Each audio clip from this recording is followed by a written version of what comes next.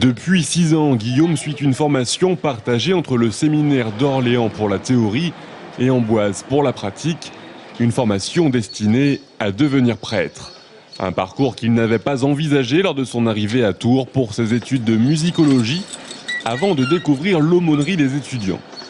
Non, je n'avais pas envisagé cette possibilité, mais enfin, ça a été l'occasion d'une période de réflexion à ce sujet assez approfondie, et puis de finir ma formation, la formation dans laquelle j'étais, en commencer une autre, enfin voilà, essayer d'avoir en main toutes les cartes pour un choix authentique, et puis ensuite rentrer au séminaire.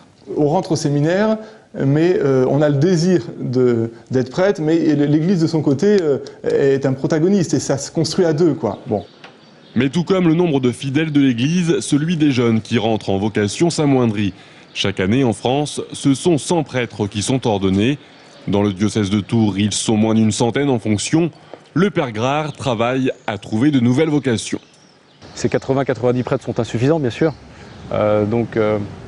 Sans chercher à les cloner, nous travaillons en tout cas à une pastorale des vocations. L'Église, sans céder au marketing, à la séduction, à la démagogie, doit aller au-devant de ce monde, doit aller au-devant des jeunes. Guillaume, lui, sera ordonné prêtre le 5 juillet prochain dans la cathédrale de Tours. Actuellement, 6 autres jeunes suivent le même destin dans le diocèse.